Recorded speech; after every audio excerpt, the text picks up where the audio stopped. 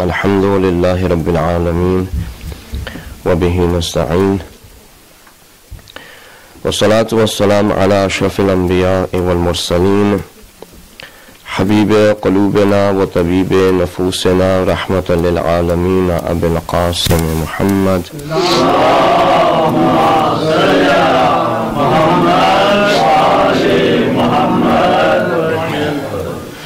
वस्सलातु वस्सलामु अला अहले बैतिहि अत्तय्यबीन अत्ताहिरीन अल-मासूमीन अल-मज़लूमीन व लअनतुल्लाहि अला अअदाइहिम अजमईन। अम्मा बाद, अस्सलामु अलैकुम व रहमतुल्लाहि व बरकातुहू। अल्लाह सुब्हानहू व तआला के लिए तमाम हम्द है कि उसने हमें खल्क़ किया, खल्क़ करने के बाद अपनी मार्फत के दरवाजे खोल दिए और अपने औलिया और अपने चुने हुए बंदों की मोहब्बत को हमारे दिलों में डाला, जिस मोहब्बत की वजह से हम खुदा के नज़दीक हो सकते हैं और अपनी खिलकत के मकसद तक पहुंच सकते हैं। जो आज के हवाले से जो आपके साथ बात करनी है वो क़ज़ा क़दर और दुआ हवाले से।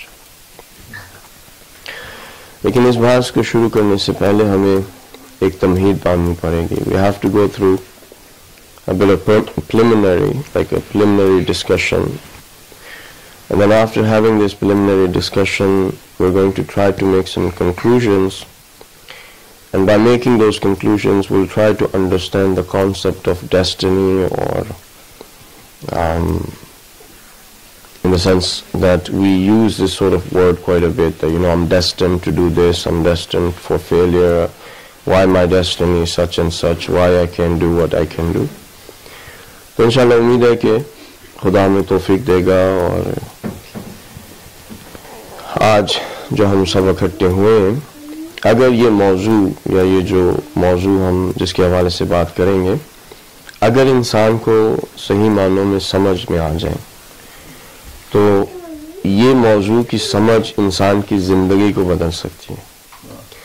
यानी अगर आज हम इन मौजूओं को समझ के इस जगह से उठें तो हमारी ज़िंदगियां बदल चुकी होंगी। खुदा ने मलाइका से कहा कि मैं ज़मीन के ऊपर एक अपना खलीफा बनाऊंगा। खलीफा यानी रिप्रेजेंटेटिव। तो मलाइका ने कहा कि खुदा, आपको अगर तो इबादत चाहिए तो हम आपकी इबादत करते हैं, अगर आपको तस्बीह चाहिए तो हम आपकी तस्बीह करते हैं। यानी आपको क्या ज़रूरत है कि आप ज़मीन के ऊपर एक रिप्रेजेंटेटिव बनाएं। if you need worship, we are worshiping you. If you need glorification, honoring you, we are honoring you. What is the need of you making a representative on this earth? और वो जिसको आपने खल्क़ किया है, उस तरह की दूसरी मखलूक़ात भी ज़मीन पर हैं। सही? यानी जिस तरह की आपने एक चीज़ खल्क़ की है, हज़रत आदम अलैहिस्सलाम की जो जिस्म की कॉम्पोजिशन थी, जो बायोलॉजिकल मशीन आपने बनाई है, उस तरह की बायोलॉजिकल मशीन्स तो उस दुनिया पर ऑलरेडी हैं। तो क्या ज़रूरत है कि आप एक और बायोलॉजिकल मशीन उसी तरह की बनाएं, जबकि वो बायोलॉजिकल मशीन्स जो उस दुनिया पर हैं वो खून बहाती हैं, चीर-फाड़ करती हैं, एक दूसरे के साथ लड़ती हैं। तो क्या जरूरत है कि आप एक और उस तरह की बायोलॉजिकल मशीन बनाएं और उसको उसी ज़मीन पे जहाँ पे ऑलरेडी उस तरह की चीज़ें हैं उसको वहाँ पे रखें। तो यहाँ पे खुदा ने कहा कि आपको वो नहीं पता जो मुझे पता है। तो मलाइका उस वक्त जब ज़मीन को देख रहे थे, the angels, when they were looking upon this earth, and remember Allah subhanahu wa ta'ala said that I will make a representative on this earth. He didn't say I will make a representative on Mars. There were other planets as well, right? He didn't say I will make a representative on Pluto, right? So he said I will make a representative on this earth. तो जब उन्होंने देखा कि इस तरह के जो खुदा ने जिस तरह से इंसान के जिस्म को खल्क़ किया है, उस तरह से दूसरी चीज़ें भी जो है वो फसाद करती हैं, खून बहाती हैं, तो खुदा ने कहा कि आपको वो नहीं पता जो मुझे पता है। उसके बाद हजरत आदम अलैहिस्सलाम से कहा कि अब आप बताएं जो मैंने आपको बताया। यानी कुछ एक ऐसा इल्म था जो कि मलाइका के को खुदा ने नहीं बताया, एक ऐसा इल्म था जो कि मलाइका को नहीं बताया, हजरत आदम अलैहिस्सलाम को बताया और कहा कि अब आप इनको बताओ। ये जो कह रहे हैं कि हमें पता है और ये खून बहाएगा, लड़ेगा, एक दूसरे को मारेगा, और अगर आप देखें तो दुनिया में यही हो रहा है, इंसान एक दूसरे को काट रहा है। और आज की बात नहीं है, बहुत पहले की बात है। हजरत आदम अलैहिस्सलाम खल्क हुए, जमीन पर आए और थोड़े ही अरसे के बाद उन्हीं के बेटों ने एक को मार दिया, खून बहा दिया। तो यहां पे जब हजरत आदम अलैहिस्सलाम ने वो इल्म जो कि the angels did not know and he knew, he told the angels, they were satisfied. उस इल्म को जब हजरत आदम अलैहिस्सलाम ने मलाइका को बताया तो उसके बाद मलाइका ने कोई ऑब्जेक्शन नहीं की। ऑब्जेक्शन कर सकते थे जब पहले की, जब पहले कहा कि आप क्यों बना रहे हैं, वो जमीन पर आके खून बहाएगा, फसाद करेगा, चीर फाड़ करेगा। अब ये जो हजरत आदम अलैहिस्सलाम ने इल्म मलाइका को बताया, वो ऐसा इल्म था कि मलाइका समझ गए, उनको फिर कोई और ऑब्जेक्शन उठाने की जरूरत नहीं पड़ी। यानी क्या समझ गए? यानी कहा कि वाकईअन खुदा को एक खलीफा जमीन पर चाहिए। यानी ये मखलूक जो खुदा ने खल्क की है, इसका अपना एक मकसद है जो कि दूसरी कोई और मखलूक इस मकसद को पूरा नहीं कर सकती। इस पे वो काने हो गए। They did not have any other objections that they said to Allah subhanahu wa ta'ala. So what that knowledge? Now there is different explanations or tafasir of what Hazrat Adam ﷺ told to the angels, but just looking through one angle, we're going to look through one angle so that we can come to the conclusion of qaza and qadar. और जो जिनकी वलायत के अंदर हम इकट्ठे हुए हैं, आपको पता ना हम किसकी वलायत के अंदर इकट्ठे हैं? जो ये साहब यहाँ पे जो आरजी जिनकी वलायत है, जो ये घर को ओन करते हैं, सही, इस घर के अंदर हम उनकी वलायत के अंदर हैं। यानी जो भी हम करना चाहे वो हम नहीं कर सकते। जो साहिब खाना है उनका इख्तियार है, सही। अगर वो इजाजत देंगे तो नमाज पढ़ सकते हैं, अगर इजाजत नहीं देंगे तो नमाज नहीं पढ़ सकते, सही। तो हम इस वक्त एक यानी कहने की अथॉरिटी के अंदर बैठे हैं और उस अथॉरिटी ने कहा है कि कज़ा और कदर के ऊपर पढ़ें और कम से कम जो है वो यानी उनका लंबा, मैंने वैसे ही कह लिया 2 घंटे, लेकिन पता नहीं आप लोग 2 घंटे, क्योंकि अब तो उनकी वलायत में आप आ गए, इजाजत के बगैर यहाँ से जा भी नहीं सकते। तो जब वो जा देंगे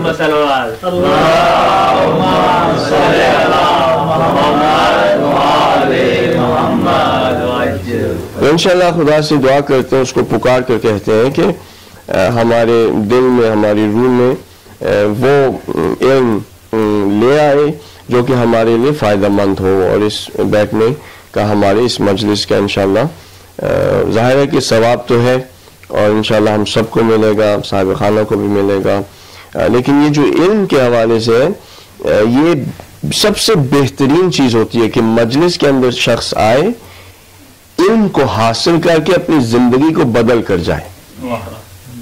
अगर ऐसी मजलिस होती है तो वो वाकईअन सक्सेसफुल मजलिस है, कामयाब मजलिस है। अगर ऐसा हो कि लोग आए और सवाब लेके, तबर्रुक खा के, एक दूसरे के साथ बातचीत करके, सोशलाइजेशन करके चले जाएं, वो कामयाब मजलिस नहीं होती। तो हजरत आदम अलैहिस्सलाम ने जो खुदा ने इल्म उनको दिया, उस इल्म को मलाइका को बताया। अब ये जो इल्म था, उसके जो जाविया हम पकड़ रहे हैं वो ये था कि हजरत आदम अलैहिस्सलाम ने कुछ अस्मा, कुछ नाम, मलाइका को बताए। किनके नाम? खुदा के खुलाफा के नाम। साथ है खुदा ने कहा कि मैं इस जमीन पर क्या बना रहा हूं? खलीफा बना रहा हूं, रिप्रेजेंटेटिव बना रहा हूं, ठीक है। और हजरत आदम अलैहिस्सलाम ने उन खुदा के खुलाफा के नाम बताए कि जिसके बाद मलाइका ने ऑब्जेक्शन नहीं की। मलाइका उनके बारे में मार्फत रखते थे, क्योंकि मार्फत रखते थे तो उन्होंने कोई ऑब्जेक्शन नहीं उठाई। अगर हजरत आदम अलैहिस्सलाम एक ऐसे खलीफा का नाम ले लेते जिसके हवाले से मसलन मलाइका के पास ऑब्जेक्शंस होती तो उठाते, वो कहते कि ये जो खलीफा जमीन पर आप बनाने वाले हैं, इस खलीफे के इसने तो जमीन पर फसाद करेगा, खून बहाएगा, ये आपके रिप्रेजेंटेटिव होने का हकदार नहीं है।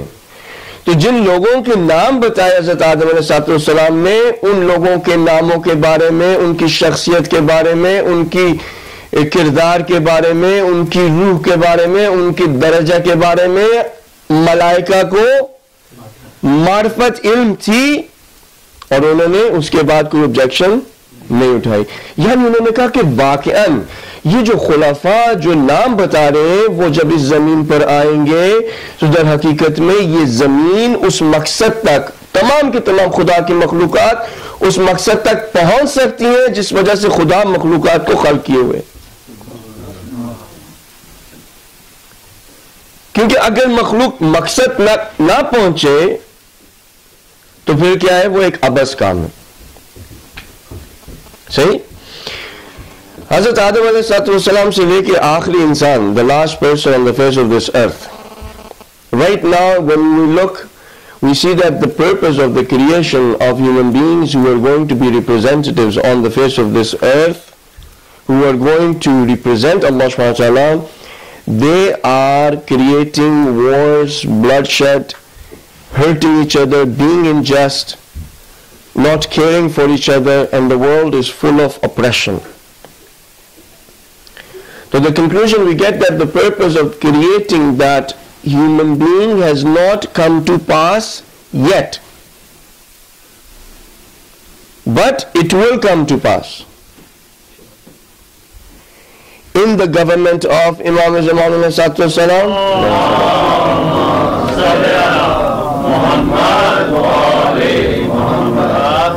Humanity will reach the purpose of their creation.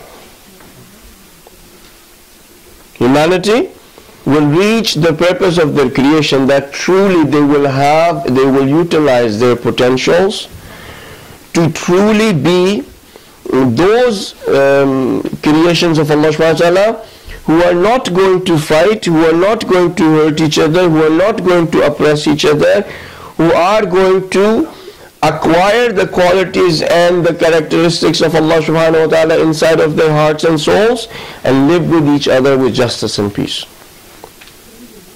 सही। तो ये जो खिलकत का इंसानियत का मकसद है वो अभी तक पूरा नहीं हुआ, लेकिन वो इंशाल्लाह पूरा होगा। और अंबिया अलैहिस्सलाम के आने का भी इस दुनिया में जो पर्पस है वो भी अभी पर्पस पूरा नहीं हुआ। लयकुमन नासु बिलकिस्त के हमने ये किताब जो नाजिल की, हमने हिदायत जो नाजिल की, हमने मीज़ान जो दिया, ये सब का सब मुबय्यन आयात और मुबय्यन दलाइल जो दिए वो किस लिए दिए? ताकि इंसानियत एक दूसरे के साथ अदल और इंसाफ के साथ जिंदगी करे, और ये अभी तक नहीं हुआ। कुरान किस मकसद के लिए आया? लक़द अरसलना रसूलना बिल-बय्यिनात, हमने रसूलों को, अपने रिप्रेजेंटेटिव्स को भेजा मुबय्यनात के साथ, यानी वो दलाइल जो कि रोशन है, जिसके के अंदर कोई शक व शुबा नहीं है। वह अंज़लना माहुमुल किताब, और हमने उनके साथ किताबों को भी नाजिल किया। कुरान किताब है ना, ये नाजिल हुई है। सही। वल मीज़ान, और मीज़ान को भी, मेजरिंग स्केल्स को भी बताया लोगों को। ये क्यों था? ये इस वजह से था लयकुमन नासो बिलकिस्त, तो इससे हमें क्या कंक्लूजन मिलती है कि कुरान के नाजिल होने का मकसद क्या है कि लोग एक दूसरे के साथ अदल और इंसाफ के साथ जिंदगी करें। अभी तक ये काम नहीं हुआ, तो कुरान के नाजिल होने का मकसद अभी तक पूरा नहीं हुआ। हाँ, किसी एक हद तक वो प्रोग्रेशन जारी है, प्रोग्रेशन जारी है कि ऐसा वक्त आएगा जिस दिन ये कुरान का मकसद पूरा हो जाएगा। वो दिन कौन सा है? वल्लज़ी अरसला रसूलहू बिल हुदा व दीनिल हक लियुज़हिरहू अला दीन कुल्ले वलौ करिहल मुशरिकून। ये खुदा का वादा है कि ये जो हिदायत हमने रसूल को देके भेजी और ये दीन हक जो देकर भेजा, एक दिन ऐसा आएगा कि ये तमाम के तमाम बाकी के अदियान पर हावी हो जाएगा। और अगर इस बात को मुशरिकीन अच्छा ना भी समझे, अगर उनको कराहत भी आए, तो ये होकर रहेगा। सही? तो अब हमें पता लग रहा है कि इंसानियत की खिलकत का मकसद एक ये कि खुदा का खलीफा रिप्रेजेंटेटिव, दूसरा मकसद ये कि वो अपनी कुव्वतों को, अपनी पोटेंशियल्स को इस्तेमाल करे, दीन को इस्तेमाल करे, किताब को, कुरान को इस्तेमाल करे, मुबय्यन दलाइल को, रोशन दलाइल को इस्तेमाल करे, मीज़ान को इस्तेमाल करे, ताकि क्या हो, इस जमीन पर एक दूसरे के साथ अदल व इंसाफ के साथ रहे। सही? अब ये किस तरह से होगा? आया इसके लिए कोई कवानीन जरूरी है? Is it? Can you bring justice and peace without rules? Can you? If there were no rules, can you have justice and peace? No, right? In order for justice and peace to be there, for people's rights to be protected, we need laws, we need rules.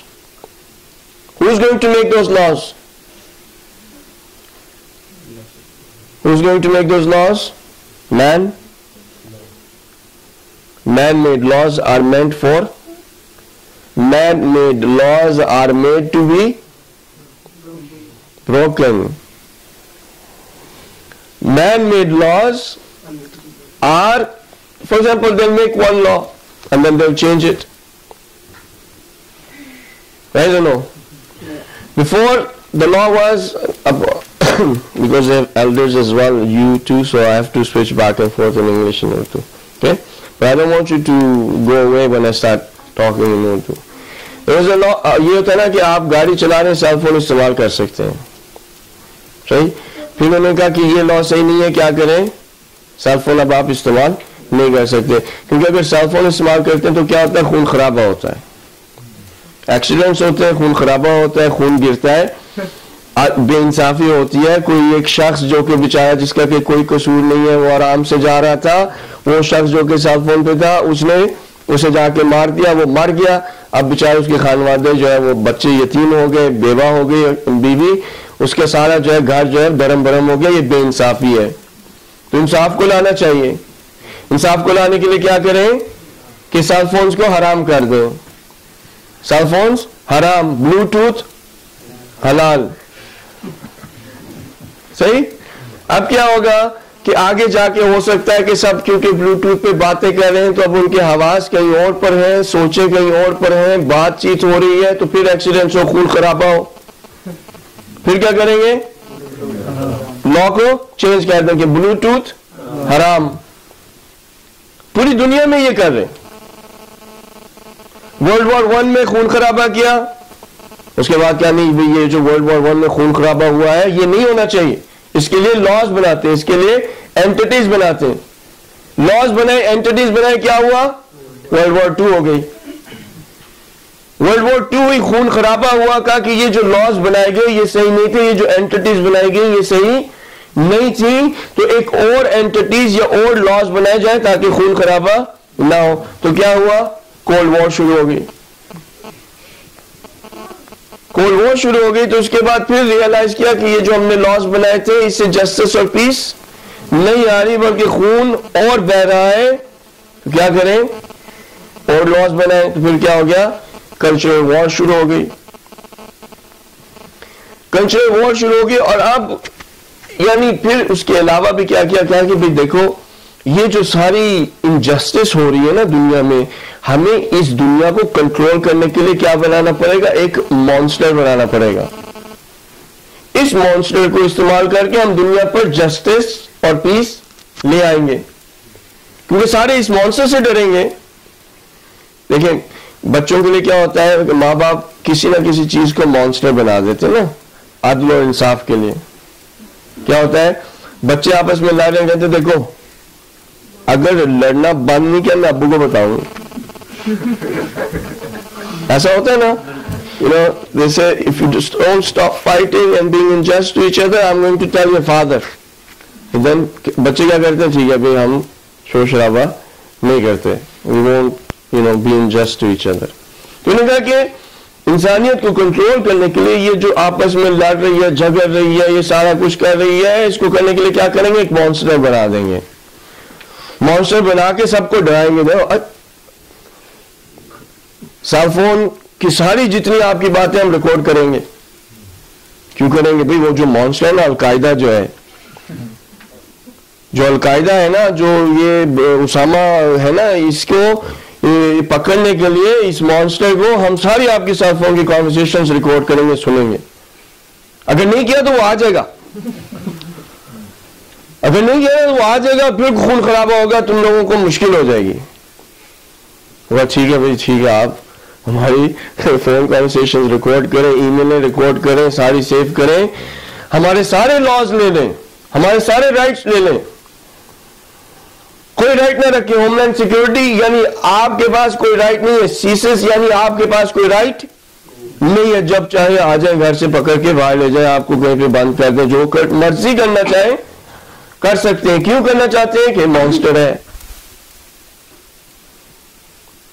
आया इस तरीके से, इस new world order से order आ सकता है? Order, justice, इंसाफ नहीं आ सकती। सही? तो इंसान कोशिश करता रहे, लेकिन जस्टिस को, अदल को, इंसाफ को, खून खराबे को खत्म मैन मेड लॉ से नहीं कर सकता। तो कौन कर सकता है? कौन से लॉस कर सकते हैं? खुदा के लॉस, खुदा के laws, the laws that are made by Allah subhanahu wa ta'ala have the capacity and the ability, the guidance that He has sent down with the prophets, the clear proofs that He's given to the prophets, the books that He has revealed to the prophets, the measuring scales that He has given to the prophets. They have the ability to bring justice and peace in this world, and nothing else. It is only the system of Allah subhanahu wa ta'ala that can bring justice and peace in this world. सिर्फ खुदा का निजाम है जो कि दुनिया के अंदर अदल और इंसाफ को ला सकता है, उसके अलावा अदल और इंसाफ नहीं आ सकता। जब से इंसानियत आई है अपनी कोशिश में लगी हुई है। नबी आके कहता है ये लॉ है, ये हुक्म है, ये निजाम है, लोग क्या कहते हैं? नहीं। वो कहता है दीन और सियासत एक है, लोग क्या कहते हैं? नहीं। वो कहते हैं इस्लाम और सियासत एक है, यानी हुकूमत के अंदर जो भी होगा वो खुदा के निजाम से होगा, उसकी शरीयत के मुताबिक होगा। अगर ब्रिजेस बनेंगे किसके निजाम के मुताबिक, किसके लॉज के मुताबिक? खुदा के। अगर बैंक्स होंगे किसके लॉज के मुताबिक? खुदा के। अगर इकोनॉमिकल सेटअप होगा किसके लॉज के मुताबिक? खुदा के। सोशल स्ट्रक्चर होगा किसके? सब चीजें खुदा के लॉज के मुताबिक होंगी। और अगर खुदा के लॉज के मुताबिक होंगी तो फिर अदल और इंसाफ आ सकता है। तो जिस इस्लाम में सियासत नहीं है वो इस्लाम अदल और इंसाफ क्या नहीं ला सकता, क्योंकि उस निजाम के अंदर, उस इस्लाम के अंदर फिर वो जो निजाम होगा वो खुदा का बनाया हुआ नहीं होगा बल्कि इंसान का बनाया होगा। और जो इंसान का बनाया हुआ निजाम है वो अदल और इंसाफ नहीं ला सकता। और जो खुदा ने कहा कि हमने तमाम अंबिया को जिस मकसद के लिए भेजा वो मकसद पूरा नहीं हो सकता।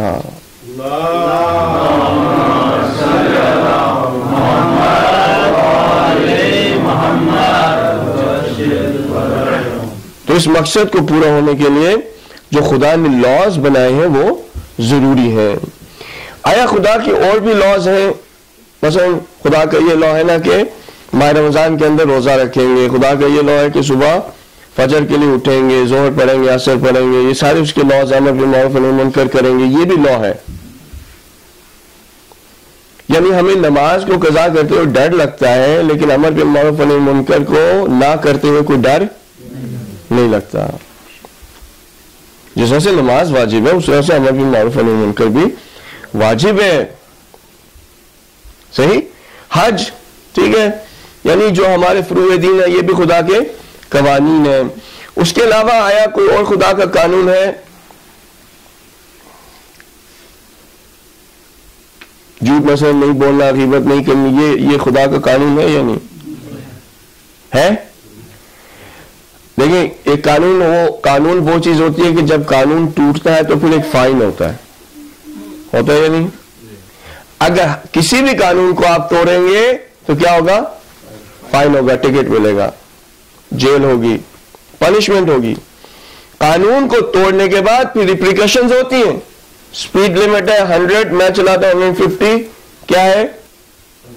पनिशमेंट है। गाड़ी कॉन्फिस्केट, ड्राइवर्स लाइसेंस देके कहेंगे अब आप गाड़ी नहीं चला सकते, और पता नहीं 40 या 50 हजार का क्या फाइन भी है। सही। झूठ जो बोलता है उसने कानून को तोड़ा है ना, फाइन टिकट मिलना चाहिए या नहीं? मिलना चाहिए, कानून को तोड़ा है। सही। यानी अगर हम एक ऐसी यहां पे एक मशीन बना लें, वो जैसे ही कोई शख्स झूठ बोले टिकट प्रिंट कर दे। Right? If you were to make a machine that could listen to the conversations of people and it could distinguish between truth and falsehood, every time somebody would lie, it would print a ticket, $40 ticket for lying. Non-stop machine. Or if somebody does backbiting, the machine prints out the ticket here because you broke the law. आपने कानून तोड़ा है तो सजा होनी चाहिए। उसके अलावा भी खुदा के कवानीन है ना। खुदा का एक और कानून क्या है? ग्रेविटी का। ये भी लॉ है या नहीं? किसी चीज को आप अगर फेंकेंगे तो वो नीचे आएगी ना, ग्रेविटेशनल पुल जो है उसको नीचे लेकर आएगा। सही। अगर आप कागज है जो कि बर्न होता है उसको माचिस लगा देंगे तो कागज जलेगा या नहीं? सूरज कहां से निकलता है? Where does the sun rise? इतनी आसान चीज हर रोज उसे देखते हैं फिर भी हमें सोचना पड़ रहा है। किधर? ईस्ट से, वेस्ट से? ईस्ट से। ये कानून है खुदा का। सूरज वेस्ट से नहीं निकलेगा, ईस्ट से निकलेगा। ग्रुप कहां पे होगा? ये खुदा का कानून है। अगर सूरज इस कानून को तोड़े, टिकट मिलना चाहिए ना। भाई खुदा ने कानून ये बनाया कि आपको ईस्ट में से निकलना है, वेस्ट में वापस जाना है, ऐसे ही है। तो हकीकत में सूरज ना तो निकलता है ना तो राइज होता है, ना ही गुरूब होता है। It doesn't rise and it doesn't set. It is the motion of the earth around the sun that brings the sun up and down. In reality, the sun is not moving. It is moving, but it's not moving that it is going up and down. सही? तो अगर मशरिक से सूरज नहीं निकलेगा तो कसूर किसका होगा? जमीन का होगा। हम कहें जी सूरज आप जो है वो मशरिक से क्यों आपको निकला था? मशरिक से आप निकले मगरिब से, टिकट आपको मिलेगा। वो कहेगा नहीं। देखो खुदा का कानून जो तोड़ेगा टिकट उसी को मिलेगा। हत्ता कि अगर आप यानी ना जानते हो कि किसने कानून तोड़ा है, अगर आप मिस्टेक भी कर रहे हैं तो आपकी मिस्टेक की वजह से गलत टिकट नहीं मिलेगा। मसलन अगर यह है कि आप कहते हैं कि आप इस राहबर को राहबर ना माने,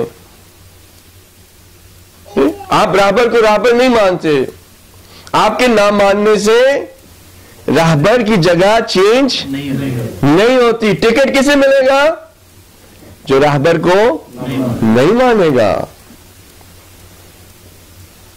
टिकट उस शख्स को मिलेगा। ठीक। तो खुदा ने तकवीन के अंदर क्या बनाई है? तकवीन के अंदर क्या बनाया? तकवीन लफ्ज आता है, सबको पता है ना। तकवीन यानी अल्लाह, इंग्लिश में शायद बेहतर, Allah subhanahu wa ta'ala has created laws through which this creation of Allah subhanahu wa ta'ala is being run. Allah subhanahu wa ta'ala has made laws through which this universe is being run. Allah subhanahu wa ta'ala has made laws by which everything exists. Things do not exist without laws. सही? तो खुदा ने तकवीन के अंदर कवानीन बनाए। सही? In his creation he has made laws. उसके अलावा उसने क्या किया है? इन लॉज के अलावा everything is specified. हर एक चीज की उसने कदर रख दी है। साथ है? आपको किस तरह से पता लगता है कि ये मसलन चांद है और ये सूरज है? किसा पता लगता है कि ये चांद और ये सूरज है? किसी ने बताया है तो पता है। लेकिन आपको नाम के अलावा उसकी डिस्क्रिप्शन आप खुद अपनी आंख से देख सकते हैं कि सूरज जो है रोशनी देता है, चांद जो है वो रिफ्लेक्ट करता है। सही? तमीद के साथ साथ है सलावत पढ़ो।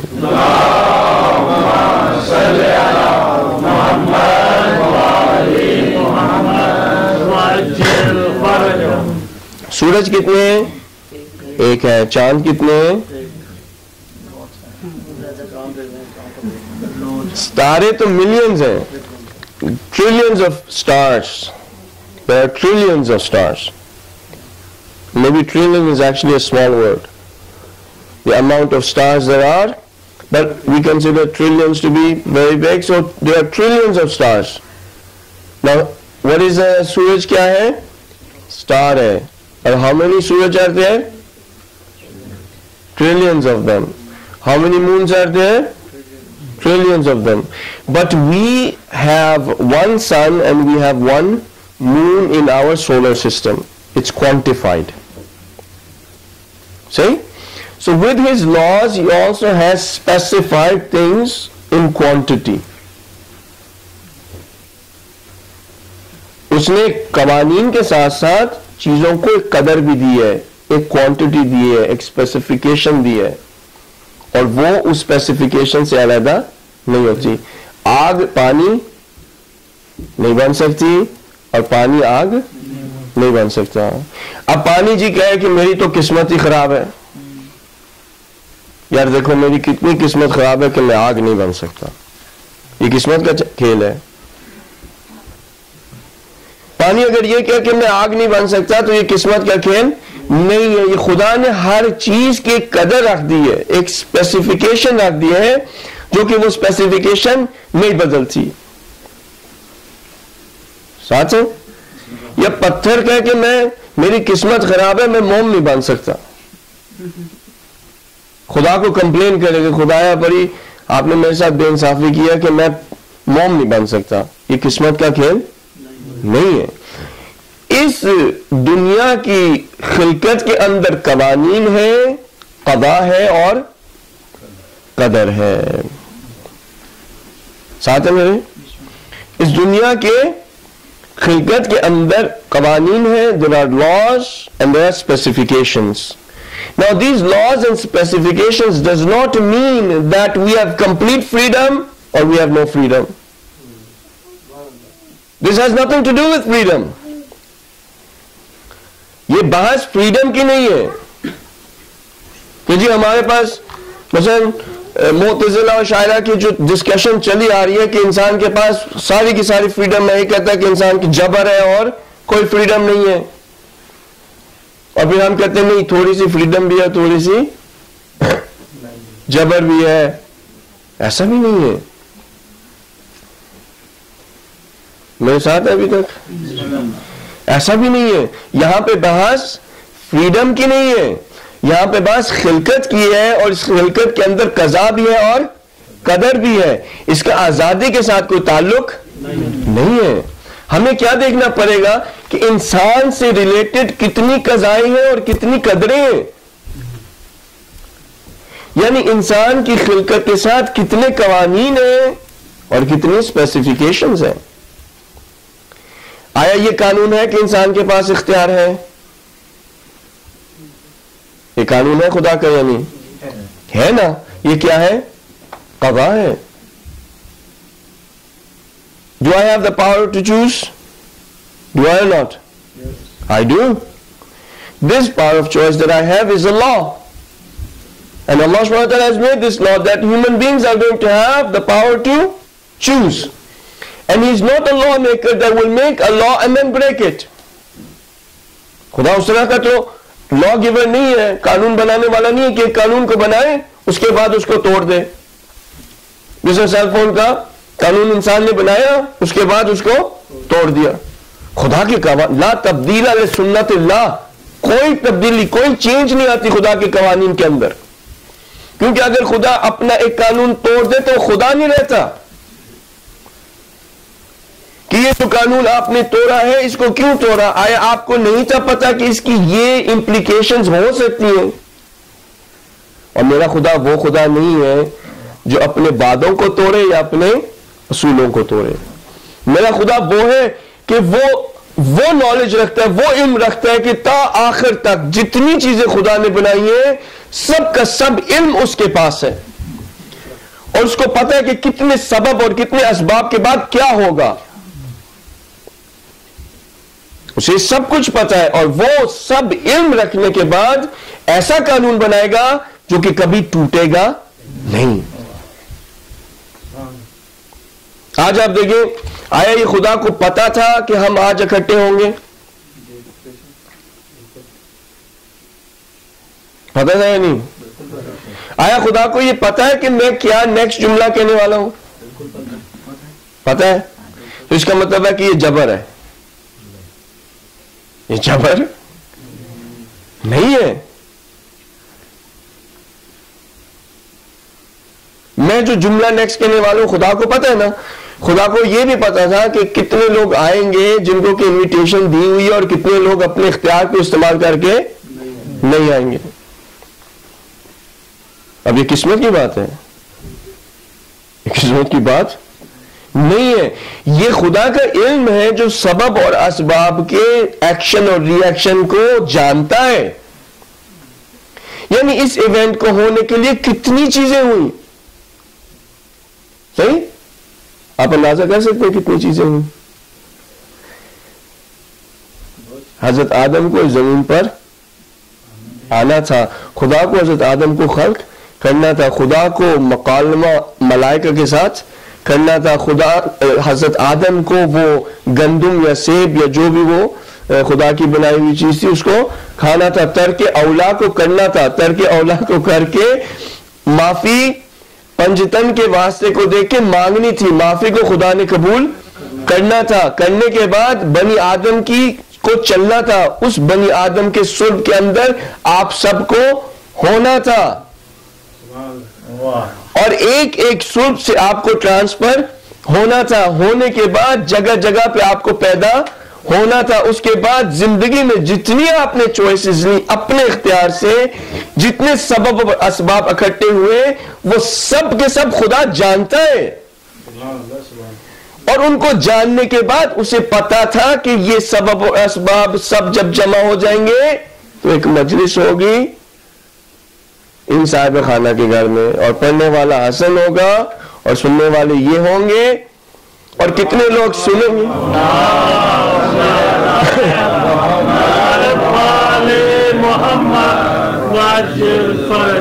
और ये इल्म सबब और असबाब का सिर्फ और सिर्फ खुदा रख सकता है,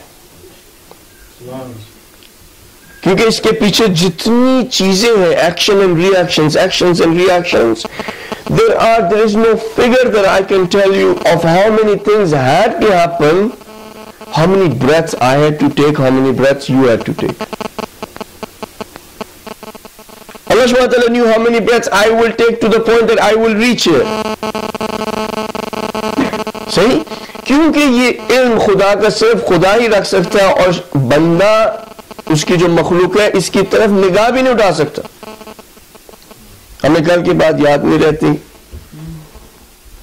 कल की बात हमें याद नहीं रहती तो ये सारे सबब और असबाब हमें याद रह सकते हैं? नहीं। अब आगे क्या होने वाला है, आया खुदा को ये भी पता है कि ये सबब और असबाब आगे क्या करेंगे? खुदा को पता है ना। वैसे ये पता है कि जब मजलिस रखी जाएगी तो उसके फ्यूचर के अंदर जो न्याज सर्व की जाएगी उसका मेन्यू क्या होगा। ये क्या है? ये फ्यूचर का नॉलेज है। फ्यूचर का नॉलेज यानी क्या? इल्मे गैब। इल्मे गैब का मतलब क्या है कि खुदा को जब उसने हजरत आदम अलैहिस्सलाम को बनाया उसे पता था कि सारे एक्शंस, रिएक्शन, सबब और असबाब एक दूसरे के साथ इस तरह से जुड़े हुए हैं कि वो सारे के सारे ये इवेंट्स और ये चीजों को करेंगे। और ये नॉलेज सिर्फ और सिर्फ खुदा के पास हो सकता है उसकी कैपेसिटी के अंदर, या फिर वो अगर चाहे तो कुछ इस सबब और असबाब का इल्म अपने चुने हुए बंदों को दे सकता है। रसूलुल्लाह सल्लल्लाहु अलैहि वसल्लम ने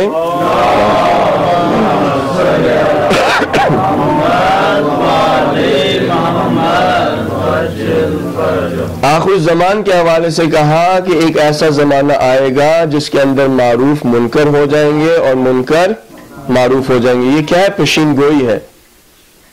ये इल्म गैब से रसूल ने लोगों को बताया। सही। ये जो उन्होंने इल्म गैब से लोगों को बताया, ये इल्म गैब खुदा ने उनको दिया। वो किस तरह से दिया कि हर सबब और असबाब जब इकट्ठे होंगे और इतना वक्त गुजरेगा और इतने एक्शन और रिएक्शंस होंगे, एक ऐसा जमाना आ जाएगा जहां पे मारूफात मुनकरात में बदल जाएंगे और मुनकरात मारूफात में बदल जाएंगे। साथ है मेरे? तो अब क्या हुआ? ये जो कदा और कदर है इसका ताल्लुक इंसान की आजादी के साथ नहीं है, इसका ताल्लुक खुदा के निजाम के साथ है। इन लॉज को जो कि खिलकत के अंदर खुदा ने बनाया उनको नहीं वो तोड़ता, और जो स्पेसिफिकेशंस उसने दी है खिलकत के अंदर इसको कहते हैं तकवीन। और ये जो रोजा रखे, नमाज पढ़े, हज पे जाए, अमल भी मारूफ और मुनकर करे, हराम ना खाए, ये सब कुछ क्या है? तशरीई। ये लॉज तशरीई है और जो खिलकत के लॉज हैं वो तकवीन के हैं। अगर कोई आपसे पूछे कि ये जो इस्लाम की फरूआत है ये क्या है, तो आप कहेंगे ये कदा है, क्योंकि ये कानून है। अगर ग्रेविटी के बारे में कोई पूछे कि ग्रेविटी क्या चीज है, ये लॉ ऑफ ग्रेविटी क्या चीज है, आप क्या कहेंगे? ये कदा है। सही। हज को हज ही के मौसम में क्यों कर सकते हैं, हज ही के वक्त में क्यों कर सकते हैं? ये क्या है? कदर है। फजर को सिर्फ 2 रकत क्यों नमाज है? ये क्या है? कदर है। जोहर 4 रकत क्यों है? ये कदर है। वजू कैसे करना है? ये वजू कैसे करना है? ये कज़ा है। वजू खुद कदर है, गुस्ल खुद एक कदर है, लेकिन गुस्ल को कैसे करना है ये कज़ा है, कानून है। अगर मैं वजू को उस कानून के मुताबिक नहीं करता जो खुदा ने मुझे बताया है, या अल्लाह सुब्हानहू व तआला ने रसूलुल्लाह सल्लल्लाहु अलैहि वसल्लम के थ्रू जो है हमें बताया है, तो फिर मेरा वजू क्या हो जाता है? बातिल हो जाता है। यानी वो वजू नहीं होता, वो भी एक कदर है। बातिल वजू या सही वजू, ये भी कदर है। साथ है मेरे? अभी तक साथ साथ हैं? फिर ऊंची से सलावत पढ़ें, पता लगे।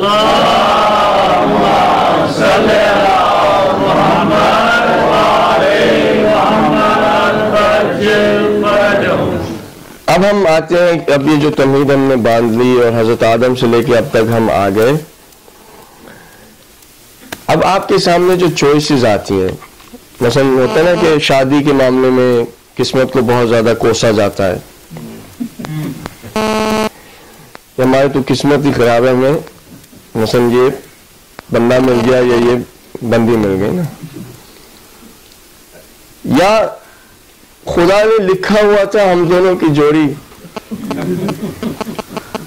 यानी मलाइका ने पहले से डिसाइड कर लिया था कि हसन और ये शादी होगी इनकी। रिश्ते तो जी ऊपर लिखे जाते हैं। आसमानों पे लिखे जाते हैं। ये तो किस्मत के खेल है, ये तो उधर की बातें हैं। अच्छा, वो लोग जिनकी तलाक हो जाती है फिर उधर वहां पे रिश्ते मलाइका ने गलत जोड़े ना। अगर सही जोड़े होते तो तलाक नहीं होनी चाहिए थी, और न ही खुदा को तलाक अलाउ करनी चाहिए थी। खुदा ने ये जो कज़ा बनाई है, ये जो कानून बनाया है कि तलाक हो सकती है, इसका मतलब क्या है कि पॉसिबिलिटी एग्जिस्ट करती है कि इंसान अपनी चॉइस के साथ अपनी शादी को उस हद तक ले जाए जहां पर इसकी जरूरत पड़े। क्योंकि हर वो चीज जिसकी किस जरूरत है खुदा को अपने इल्म में पता है, साथ है। ये शादी के हवाले से कहा जाता है कि जी वहां पर रिश्ते जो है वो बनते हैं और सब डिसाइड होती है, सब चीजें। रिस्क कैसे? रिस्क भी वो देने वाला है, उसने तो जो लिख दिया मिलेगा। अब जो लिख दिया वो मिलेगा, इसका मतलब है कि अगर आप 60 कमा रहे हैं तो 60 ही कमाते रहेंगे, ये लिखा गया है। अच्छा, जब 60 से 70 हो गया फिर क्या हुआ? खुदा ने लिखा होता 60 ना, मतलब एग्जाम्पल के लिए मैं कह रहा हूं, या मलाइका की कहते हैं कि मलाइका ने लिखा होता पर्चे में, जनरल में लिखा हुआ था हसन रिजवी, चलो अब मेरा तो है ही नहीं वो जनरल, लेकिन चले आपके लिए लिखा हुआ था कि $60,000 पर ईयर, सही, $60,000 पर ईयर। अब क्या हुआ, उन्होंने कहा ये तो यानी लिखा गया ना, रिस्क जो है वो स्पेसिफाइड हो गया। अब आपको एक और जॉब मिल जाती है, आप 80,000 कमाने लग जाते हो, ओह ये तो 60 हो गया, ये तो गलत, ये लिखा नहीं सही, मिटाए इसको, इरेजर से मिटा के लिख देते 80,000। अब वो आगे जाके क्या होता है, बंदा ले ऑफ हो जाता है तो फिर मिटा देते 80,000 से 0 आया। ये इस तरह से है कि लिखा हुआ है बस। या मौत तो जी लिखी हुई थी उसकी, एक दिन मुकर्रर था, वो तो उसे जाना ही था, सबने जाना है, सही। अब एक दिन मुकर्रर था, उसने जाना था, यानी वो अनअवॉइडेबल था, वो लिखी हुई थी, सही।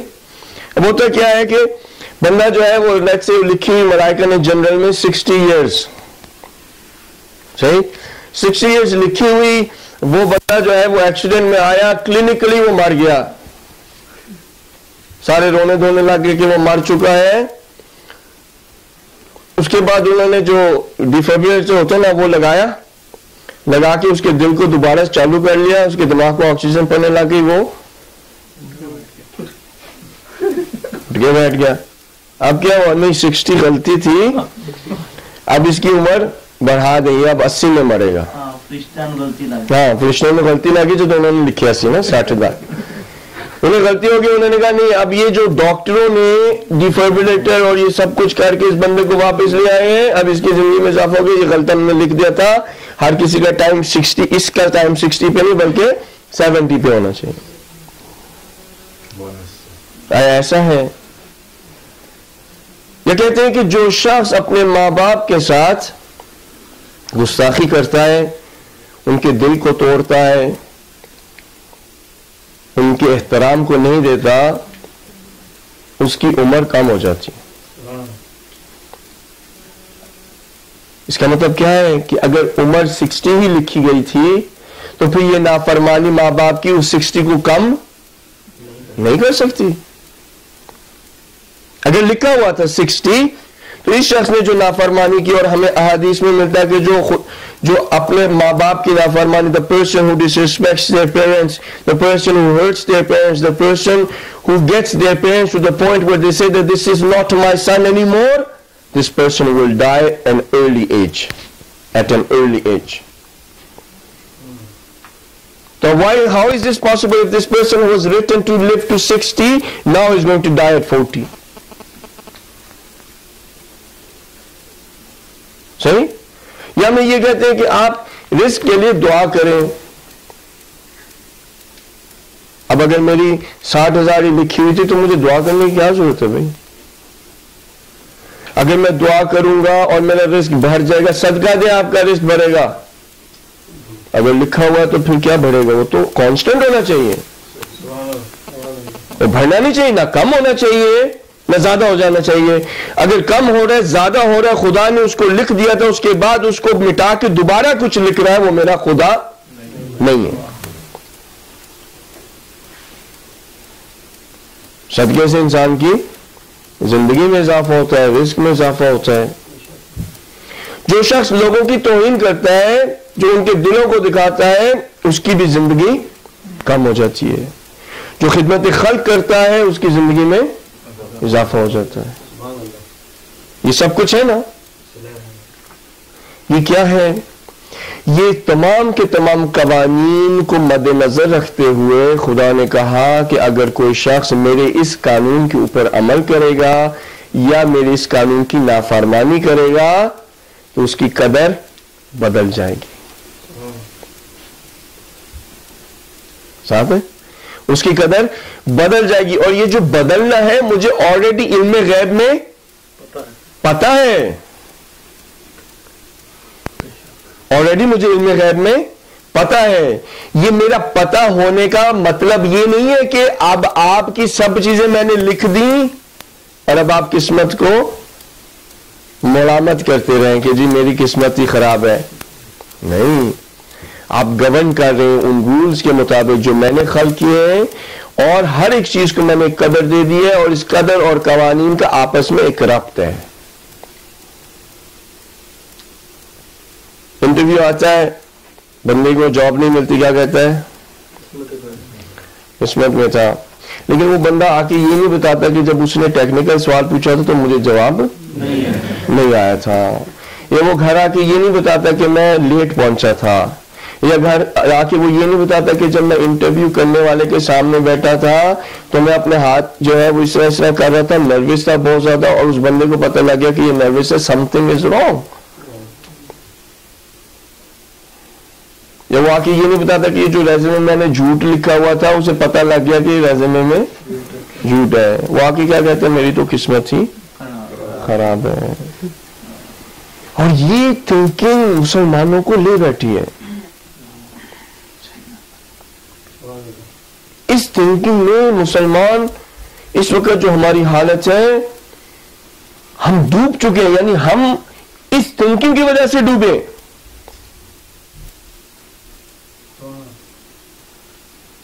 हर एक चीज को किस्मत पे कर दिया, बल्कि इसी थिंकिंग की वजह से इमाम हुसैन का गला कट के नेज़े पे आया।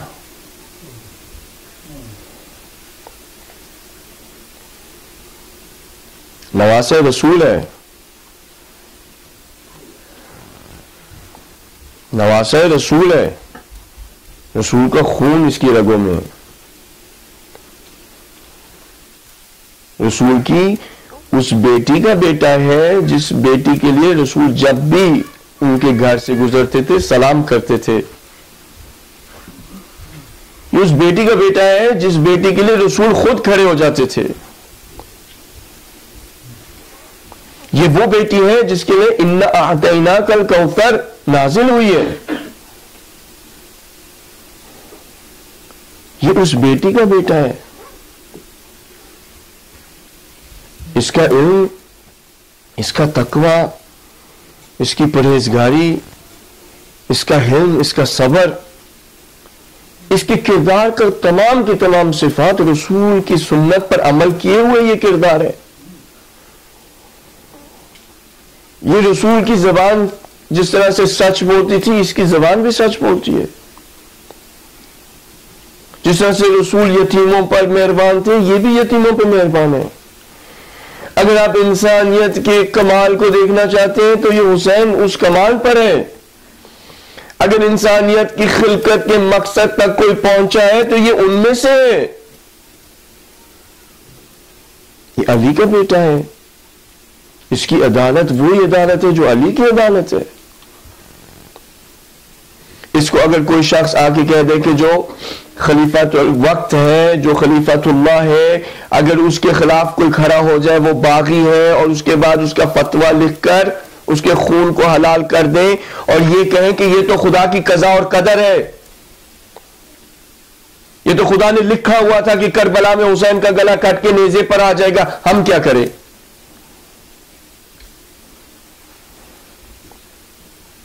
ये इस थिंकिंग ने किया। खलीफातुल वक्त जो है वो कह रहा है कि खुदा ने मुझे खलीफा बनाया, तुमको मेरा सबॉर्डिनेट बनाया, तुम लोग मेरे हुक्म के अंदर हो, तो जो मैं करना चाहूं मैं कर सकता हूं। वो ऑब्जेक्ट करते थे, तुम शराब क्यों पीते हो? और मैं पीऊंगा।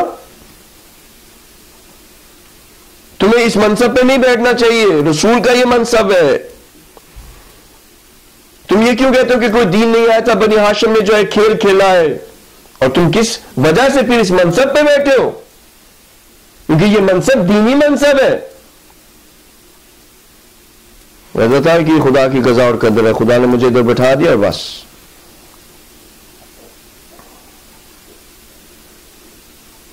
आज भी वो लोग जो कि बादशाह बन के बैठे हुए हैं, मुसलमानों के लिए शराब हराम है या नहीं है?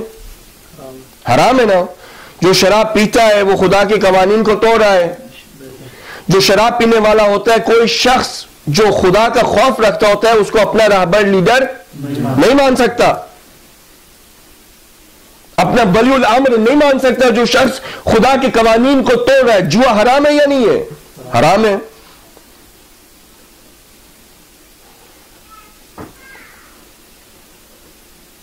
ये सब देखते हैं कि हमारा लीडर, हमारा बादशाह ये कर रहा है। वो क्या कहते हैं उनको जवाब में? ये खुदा की कज़ा और कदर है कि मैं बादशाह हूं और तुम नहीं हो। यानी मैं जो मर्जी करना चाहूं मैं कर सकता हूं, क्योंकि खुदा ने मुझे ये मनसब दे दिया है, तुम कुछ नहीं कर सकते।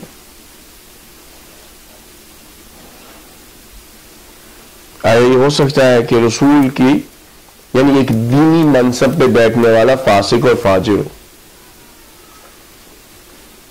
किस तरह से जस्टिफाई करते हैं? वो यही, ये तो खुदा का जबर है। रोज़े महशर में तुम जन्नत में जाओगे या जहन्नुम में, मुझे नहीं पता। अगर खुदा चाहेगा मुझे जहन्नुम में भेज देगा, खुदा चाहेगा मुझे जन्नत में भेज देगा। भाई अगर खुदा चाहेगा तुम्हें जन्नत में भेज देगा या दोज़ख में भेज देगा, तो इधर हज करने की क्या जरूरत है, रोजा रखने की क्या जरूरत है, नमाज पढ़ने की क्या जरूरत है, खानवादे को देखने की क्या जरूरत है, एक दूसरे के साथ अदल इंसाफ करने की क्या जरूरत है, अगर ये खुदा की चाहत पर ही है। वो कहते हैं कि मुमकिन है कि यजीद को खुदा जन्नत में भेज दे।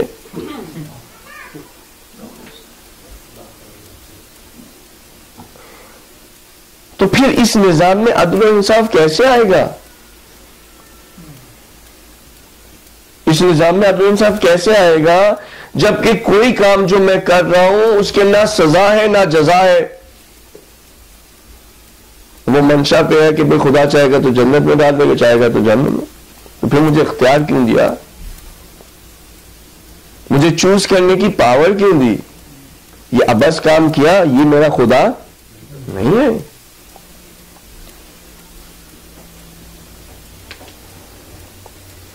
हम इन सोचों के अंदर, मुसलमान इन सोचों के अंदर डूब गए हैं।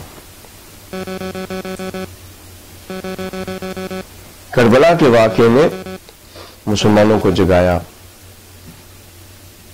यानी अगर देखना है कुर्बानी क्या चीज होती, ईसार क्या चीज होती है, अगर देखना कि खुदा के इश्क में, उसकी मोहब्बत में इंसान अपने इख्तियार के साथ किस तरह से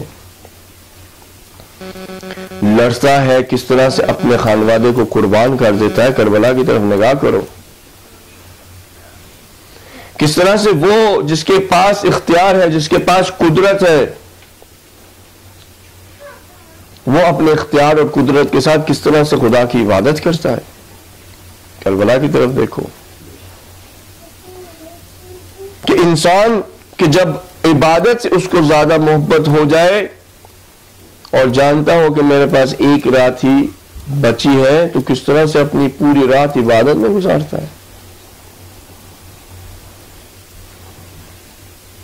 जब 1,80,000 या 1,00,000 या 30,000 या 40,000 का लश्कर उसके सामने हो, किस तरह से अपने जवान बेटे को तैयार करके लश्कर की तरफ भेजता है कि जाओ बेटे, अपने इख्तियार से अपनी तलवार को चलाओ और जो दुश्मन आए उससे लड़ो, भूखे हो प्यासे हो जाओ खुदा की इताअत करो, उसका उसके लिए ईसार करो। किस तरह से बाप अपने जवान बेटे की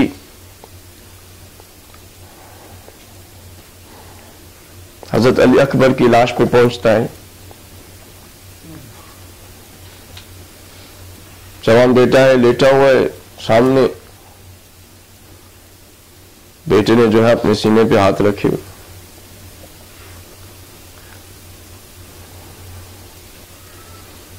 बेटे ये जरा हाथ उठाना। बेटे को पता है कि अगर हाथ उठाएंगे और ये जो नेजा मेरी कमर में लगा, जो मेरे सीने को चाक करके अब बाहर आ चुका है, मेरे अब्बू के लिए, मेरे बाप के लिए मुश्किल होगा। बेटा जो अपने बाप का ख्याल रख रहा है कि दुखी है, बाप अपने बेटे के सीने से हाथों को हटाता है तो देखता है कि वो नेजा, उस नेजे की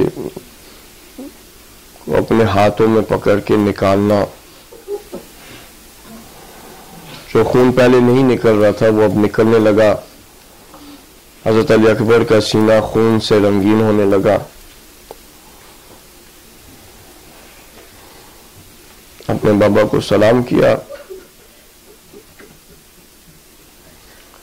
अब बाप के पास जवान बेटे की लाश है और रसूल की बेटियां मुंतजर हैं। अली अकबर जो कि सबसे ज्यादा शबाहत रखते थे रसूल से, कि जिनको देखकर इमाम हुसैन को रसूलुल्लाह सल्लल्लाहु अलैहि वसल्लम याद आते थे, अब बीबियां मुंतजर हैं। बाप अपने बेटे की लाश की तरफ देखता है, अपनी तरफ देखता है, उसको उठाने की कोशिश करता है। जब उठाता है तो बेटे को जिस तरह से उठाना चाहिए था नहीं उठा सकता। उसको उसकी कमर को अपनी कमर के साथ लगा लेता है, बाजुओं को पकड़ लेता है, अपनी कमर को झुका लेता है और एक एक कदम उठाता है। हर कदम जो बाप उठा रहा है बेटे के पांव रेत के अंदर निशान बना रहे, आहिस्ता आहिस्ता चल रहा है।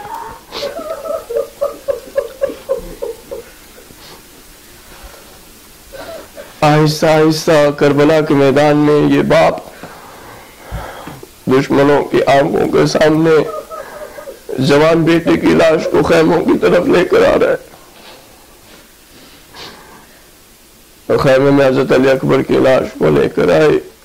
अब बीबियों ने देखा एक जवान जिसका सीना चाक है, खून में भरा हुआ, वो चेहरा जो कि रसूल से शबाहत रखता है। बीबियों ने रोना शुरू किया।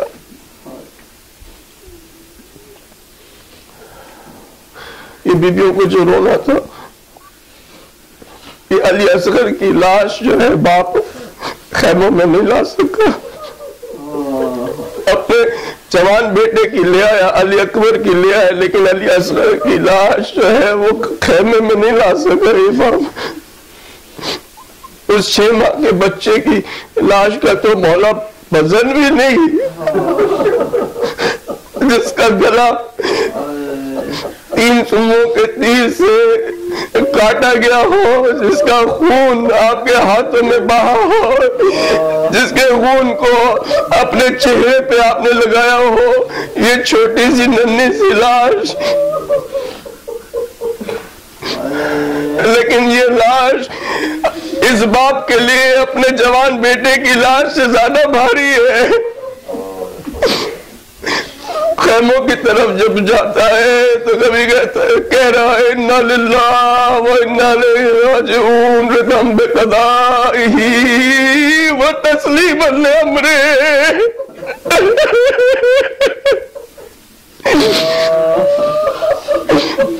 हम खुदा ही की तरफ से आए, हमें खुदा ही की तरफ वापस जाना है।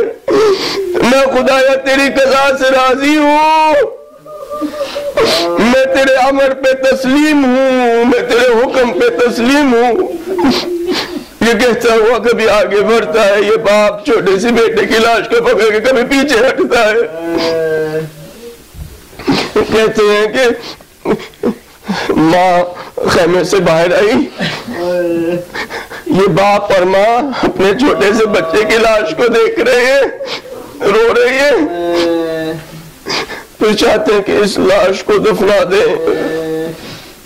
जरा तसव्वुर करें कि ये माँ और बाप, ये 6 माह का बच्चा है जिसका गला छिदा हुआ है, जिसके गले से खून निकल रहा है, उनके दिलों का क्या हाल।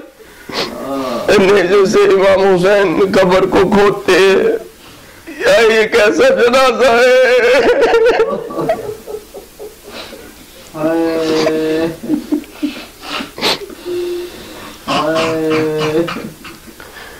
खुदाया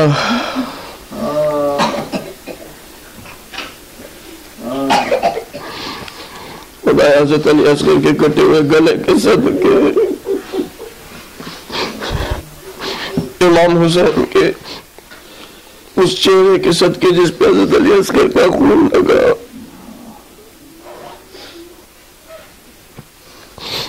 मेरे मौला हज़रत अली अकबर के छिदे हुए सीने के सदके, मेरे मौला इमाम हुसैन की टूटी हुई कमर के सदके, मेरे मौला हमारे इमाम को जल्द से जल्द लिया, हमें उनके साहब में से, उनके अंसार में से शुमार कर, हमारी तौफीकात में इजाफा कर, हमारे आमान को खालिश कर, दुश्मनान इस्लाम को निस्त व नाबूद कर, इनकलाब इस्लामी की हिफाजत कर, उसके इत्तिसाल इमाम ज़मान के इनकलाब के साथ कर दे। वातिम हुसैन।